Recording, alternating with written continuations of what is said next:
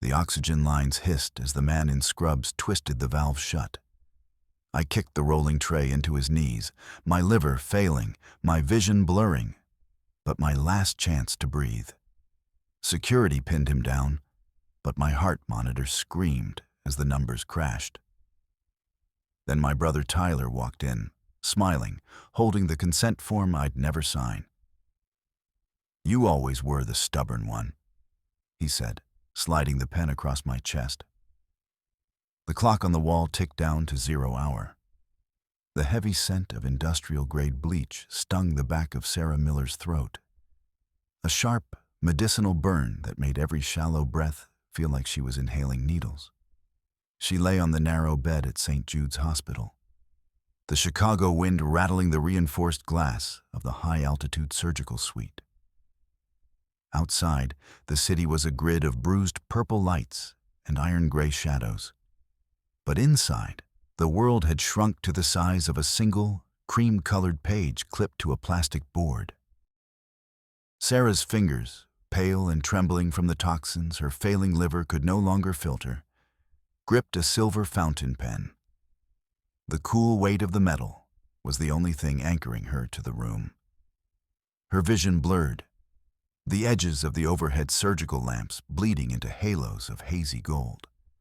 The anesthesia was already beginning to seep into her veins, a cold, heavy tide rising from her feet toward her chest.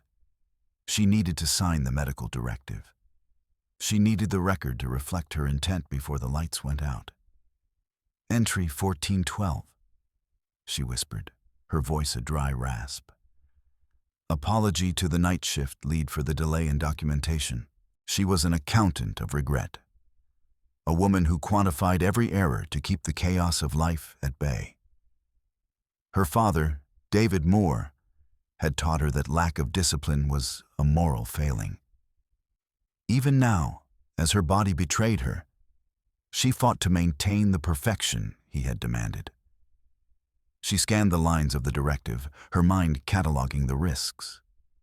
If she didn't sign now, she was a data point without a voice. The pen hovered over the line. The ink felt heavy, like lead. She could hear the rhythmic thud of a copier in the hallway, a sound that vibrated through the floor and into the frame of her bed, mimicking the steady, mechanical pace of a heart she wasn't sure would keep beating. The door to the surgical suite hissed open, the sound of a pressurized seal breaking. Sarah didn't look up, her focus locked on the signature line. She expected the anesthesiologist, or perhaps the lead surgeon, Dr. Sterling, coming to tell her the countdown had begun. Instead, the air in the room shifted. The smell of bleach was suddenly cut by something sour, the scent of unwashed skin and scorched dust. A man in a tattered maintenance uniform stood in the doorway. He wasn't supposed to be there. He moved with a frantic, jerky energy, his eyes wide and fixed on the ceiling panels where the oxygen lines fed into the room. Sarah's internal risk assessment spiked. This was a variable she had not authorized.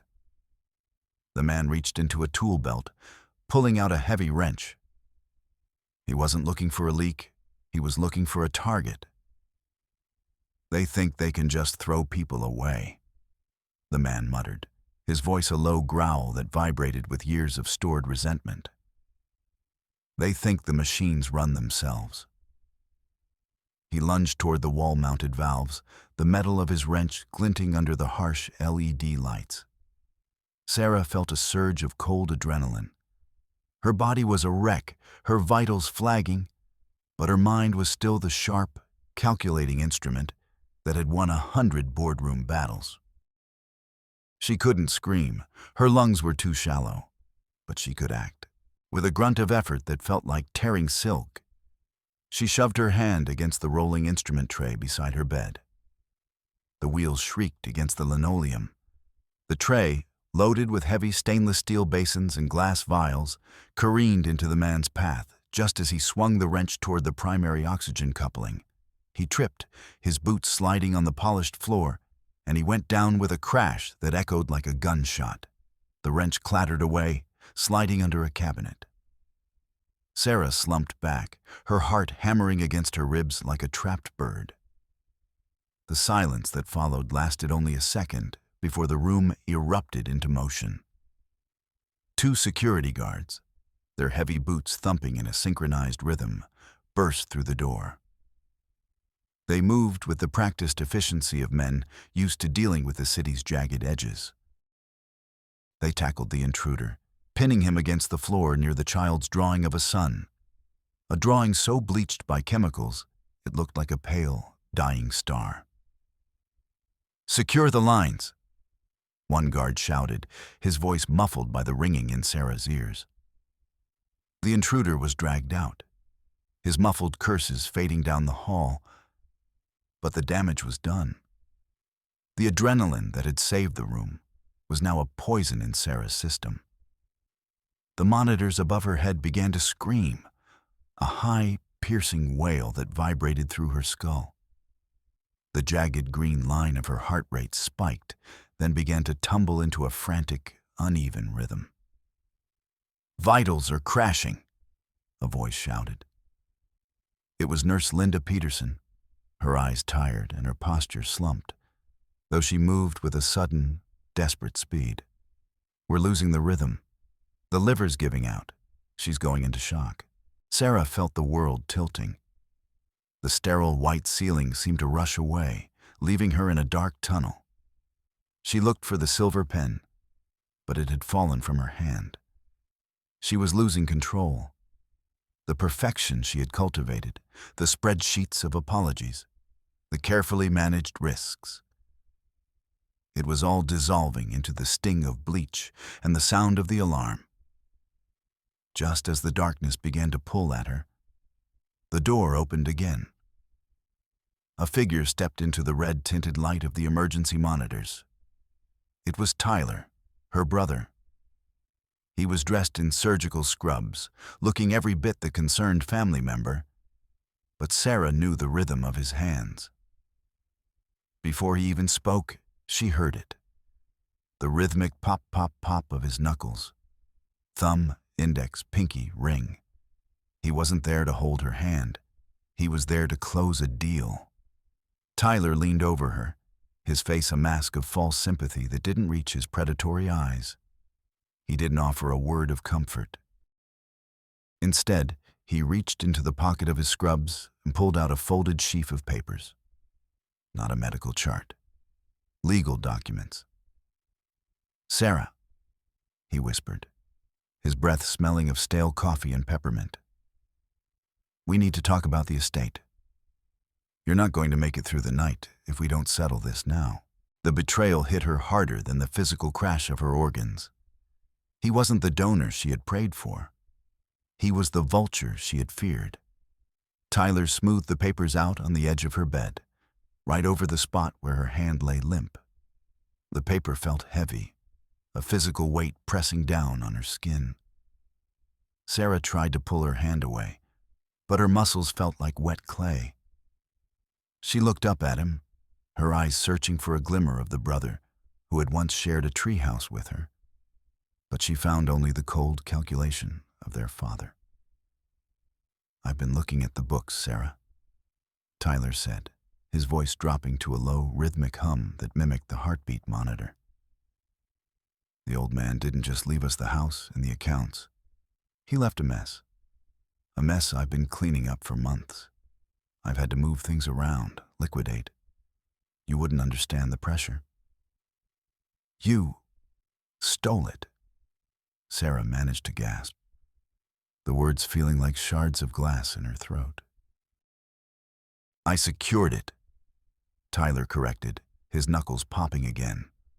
Pop, pop, pop. "But the bank needs a signature. Your signature.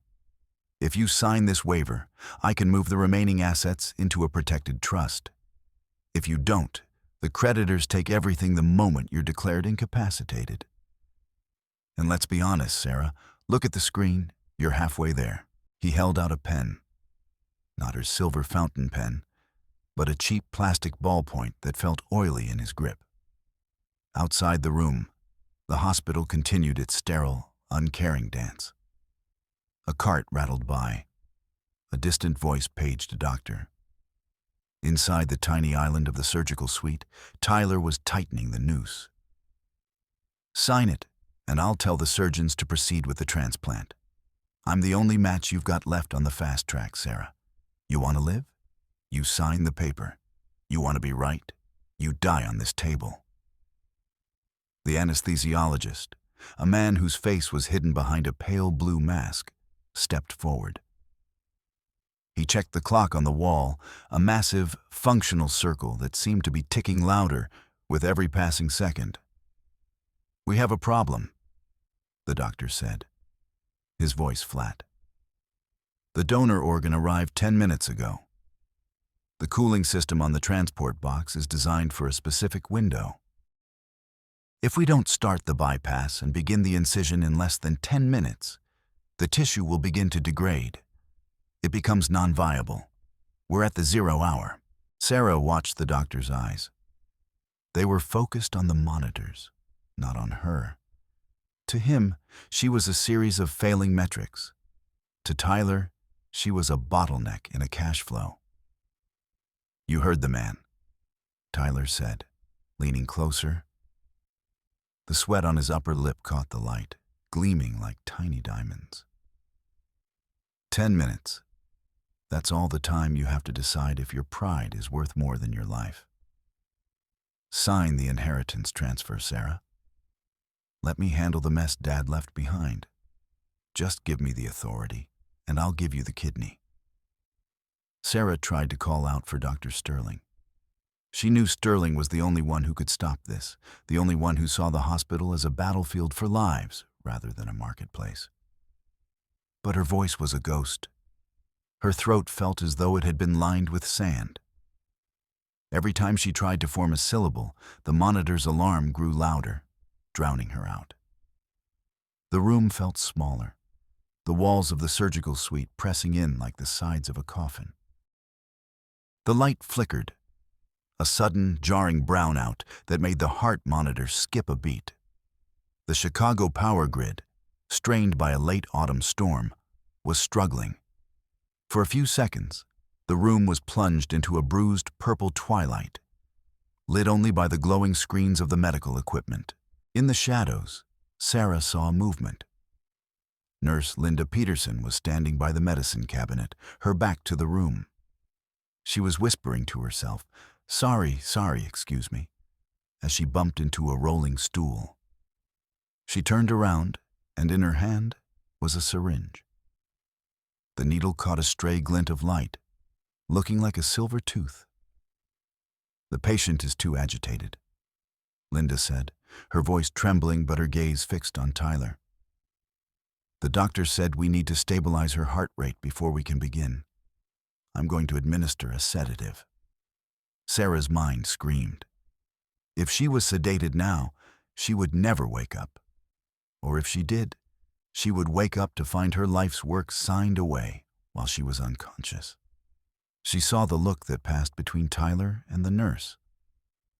It wasn't a look of professional coordination. It was a look of conspiracy. The nurse approached the bed, the syringe held low.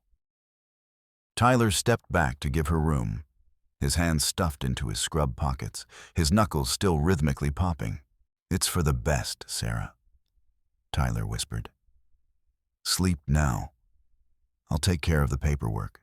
I'll make sure everything is perfect, just like you'd want it." The nurse reached for Sarah's IV line. The smell of the sedative, a sharp, chemical sweetness, hit Sarah's nostrils. It was the smell of the end. With a desperate, convulsive heave, Sarah gathered every ounce of strength left in her failing frame. She didn't try to speak. She didn't try to grab the nurse.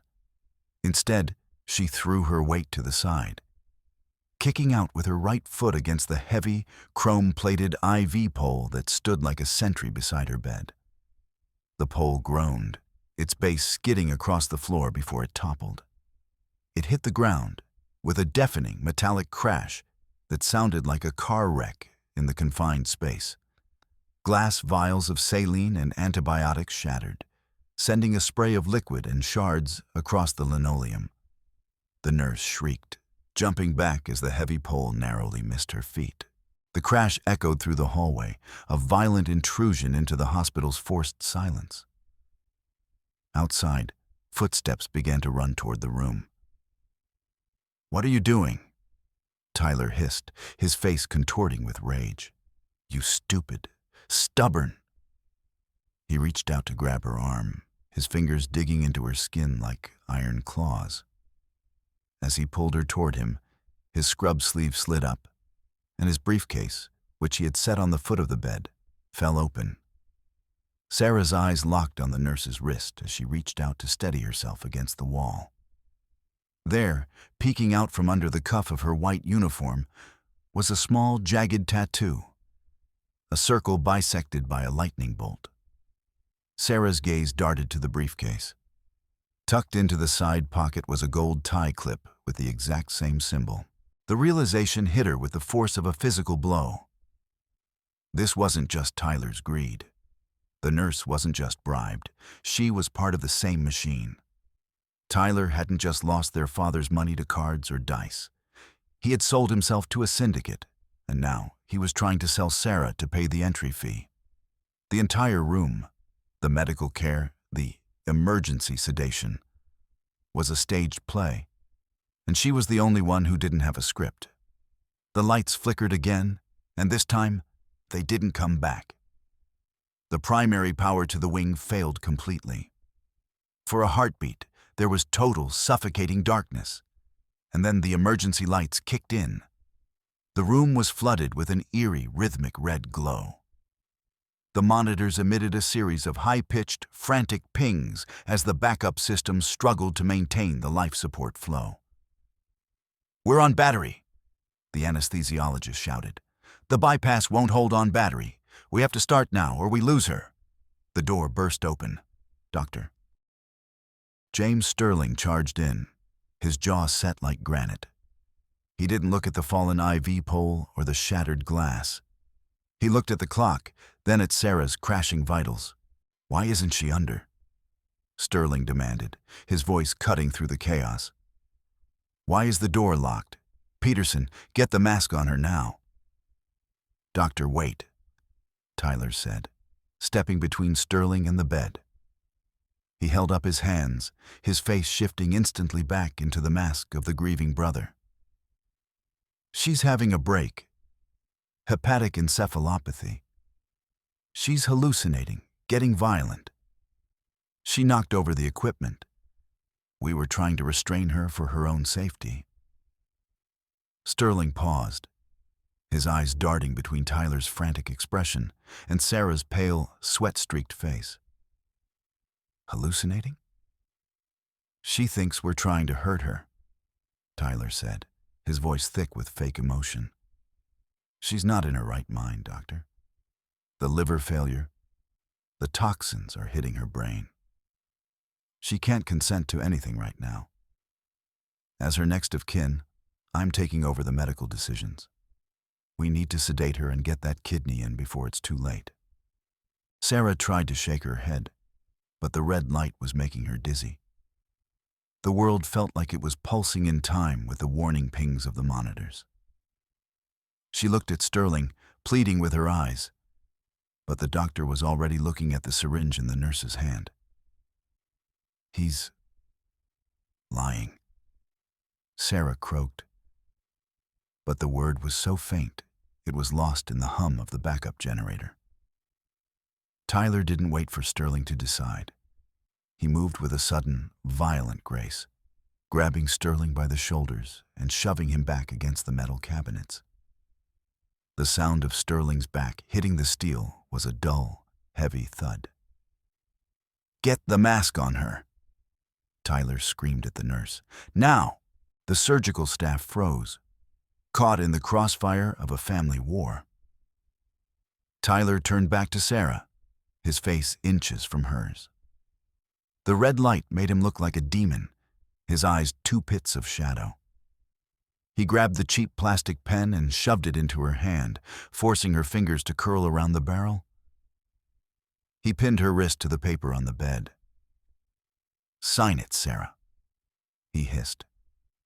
"Sign it, or I swear to God, I'll walk out that door and let you rot on this table. You want to be the perfect daughter? You want to protect the legacy? This is the legacy. Dad didn't leave us a fortune. He left a debt. A debt to people who don't care about legal codes or spreadsheets." He leaned even closer, his voice dropping to a whisper that felt like a cold blade against her ear. "The signature isn't for the bank, Sarah. It's a transfer of liability. The syndicate doesn't want the house. They want a name they can pin the losses on. If you sign this, the debt becomes yours. They'll leave me alone. And they'll let you live. You'll be a marked woman, sure. You'll spend the rest of your life looking over your shoulder. But you'll be alive. That's the choice.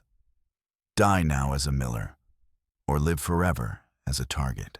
The room went silent, save for the frantic ping-ping-ping of the heart monitor. Sarah stared at the signature line. This was the subversion of everything she had worked for. She had spent her life trying to be the worthy heir, the one who could handle the weight of her father's shadow. And now she realized the shadow wasn't a mountain of gold. It was a pit of vipers. She looked at Tyler. He wasn't just a gambler. He was a coward. He was handing her a death sentence wrapped in a surgical gown. If she signed, she survived the surgery only to enter a different kind of operating room. One where the syndicate would be the ones holding the scalpels. If she didn't sign, the darkness would take her in minutes. The anesthesiologist stepped forward, the black rubber mask in his hand. "Doctor, the organ is at the limit. We have to go. Now." Tyler's grip on her wrist tightened, his knuckles popping in one final rhythmic sequence. Pop, pop, pop, pop. "Sign it," he commanded. Sarah's mind, even in its fog, began to work the problem. She was a lawyer. She was the accountant of regret. She knew that every document had a loophole, and every signature was a story.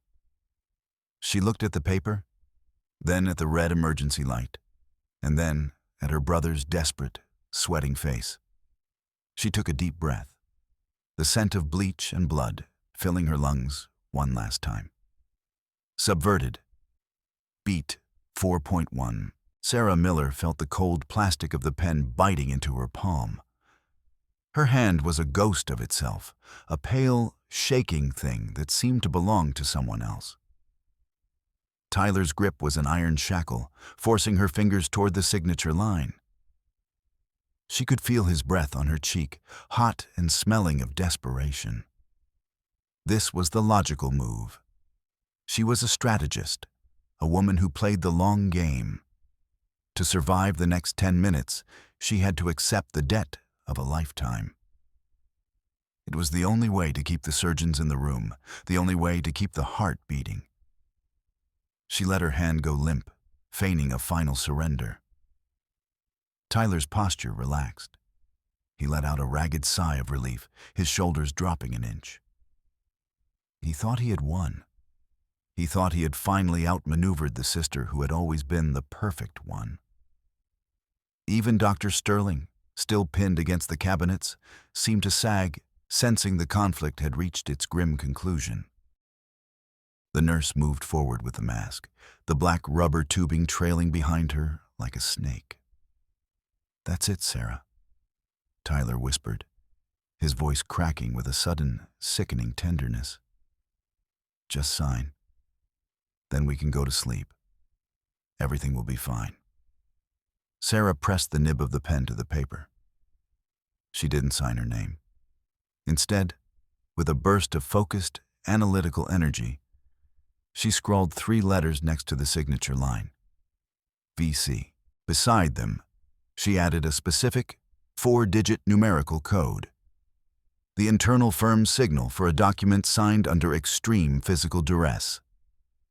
It was a smart play, a legal trapdoor she had practiced 1,000 times in her head. By adding the code, she was effectively turning the document into a beacon. The moment it was filed or scanned into the firm's system, it would trigger a silent alarm. The debt wouldn't be hers. The document would be void, and Tyler would be the one the authorities came for. It was the perfect legal strike. Clean, efficient, and unassailable. She felt a flicker of the old triumph, a spark of the woman who had never lost a closing argument. She had outsmarted the syndicate, outsmarted her brother, and saved herself all in one stroke. She dropped the pen, her eyes meeting Tyler's with a final, defiant glare. The nurse didn't wait. The black mask descended over Sarah's face. The smell of the gas was sweet and heavy, a velvet curtain falling over her mind. The last thing she heard was the rhythmic thud, thud, thud of her own heart, and she went under thinking she had won. But as the darkness took her, she didn't see Tyler's reaction to the code. She didn't see him pick up the paper and frown at the VC and the numbers. She didn't see him turn to the nurse and nod. The smart move was a catastrophic error. Sarah had assumed the document would go to her firm, to a place of law and order. She had forgotten that the syndicate didn't use the probate court. They didn't care about the legality of a signature under duress. To them, the VC wasn't a legal invalidation, it was a confession. By marking the document as signed under duress, Sarah hadn't voided the debt. She had provided the syndicate with the ultimate leverage. They now had a document in her own hand, admitting that the Miller family was under their thumb. The code didn't trigger a silent alarm at her firm. The hospital's compromised network, already under the control of Tyler's creditors, routed the scanned image directly to a private server in a basement in Cicero. The moment the numbers hit the screen, the syndicate didn't see a legal problem. They saw a woman who was too smart for her own good. They didn't want a debtor who knew how to fight back. They wanted an example. Sarah fell into the void, unaware that her perfect legal maneuver had just turned her life-saving surgery into a permanent kidnapping. By winning the legal battle, she had ensured that the people waiting for her to wake up weren't her partners or the FBI. They were the collectors. And they were already standing in the hallway, waiting for the anesthesia to wear off. The light in the Chicago law office was different from the hospital. Sharper, colder, filtered through the blue-tinted glass of the Sears Tower. Sarah Miller sat at her mahogany desk, her fingers tracing the edge of a digital tablet. It had been 3 months since the surgery. Her skin had lost its yellow tint, replaced by the pale, healthy glow of a functioning liver. Her heart rate was a steady 64 beats per minute. She looked at the report on her screen. The federal investigation, triggered by the VC code she had scrawled in the red light of the OR, had been thorough. They had raided the hospital's administrative offices, found the bribed nurses, and traced the syndicate's influence back to a series of shell companies. Sarah should have felt victorious. She had survived the illness, the betrayal, and the trap. But as she scrolled through the files, she saw the cost. The firm was in shambles. Her partners looked at her with a mixture of fear and pity. She was the woman who had brought the mob into the boardroom. She closed the file and stood up, her movements slow and deliberate. She still straightened the objects on her desk. The pen parallel to the tablet, the glass of water exactly 2 inches from the edge. But the spreadsheet of apologies remained at entry 1413. She hadn't added a new one since the day she woke up. She grabbed her coat, a heavy wool wrap that shielded her from the biting Chicago wind, and headed for the elevators. She had one final appointment. The Greyhound station was a vortex of noise and desperation. The smell of diesel fumes and burnt coffee hung heavy in the air, a stark contrast to the sterile halls of St. Jude's. Sarah navigated the crowd, her eyes scanning the faces of the travelers, people running toward something or away from it. She found him in the corner, sitting on a plastic bench near a vending machine filled with unnervingly bright apples. Tyler looked smaller than he had in the surgical suite. His $5,000 suit was wrinkled and stained, and his eyes were bloodshot, darting toward every opening door. His hands were tucked between his knees, but she could still see the rhythmic movement. Pop, pop, pop. "You're late," Tyler said, his voice jumping an octave. Sarah didn't sit down. She stood over him, the shadow of her coat falling across his face. She reached into her bag and pulled out a single, cream-colored page. It was the inheritance transfer, the one she had signed with the VC code. "The feds finished their sweep of the syndicate's servers," Sarah said, her voice flat and metered. "They found this. It's been entered into evidence." Tyler reached for the paper, but she pulled it back. "It's invalidated, Tyler. The duress signal worked. The probate court has frozen all the assets. There is no money, not for the syndicate, and certainly not for you." Tyler's face went pale, a sickly gray that reminded her of her own reflection in the hospital mirror. "You don't understand. They're coming for me, Sarah. If I don't have that money by tonight." "I know," Sarah said. She looked at her brother, really looked at him for the first time in years. She saw the fear, the lack of discipline, the hollow core that their father had carved out of him. She saw the man who would have let her die for a chance to break even. "You spent your life trying to cheat the system, Tyler. You thought if you could just manipulate the right people, you'd be a winner. But the system doesn't care about you. It just processes you." She dropped the document onto his lap. It was a useless piece of paper now, a record of a failed betrayal. "The bus to Omaha leaves in 10 minutes, she said. "If I were you, I'd be on it. The syndicate doesn't like loose ends, and the feds are looking for a witness." Tyler gripped the paper, his knuckles popping one last time. Pop. He looked up at her, his eyes searching for a hint of the sister who used to quantify her regrets. But Sarah Miller was done counting. "Goodbye, Tyler," she said. She turned and walked away, her boots clicking rhythmically against the grime-streaked floor. She stepped out of the station and into the Chicago autumn. The wind howled through the skyscrapers, a freezing, relentless sound. But Sarah didn't hunch her shoulders. She kept her head up, watching the bruised purple light of the city fade into the gold of a setting sun. She was no longer the accountant of regret.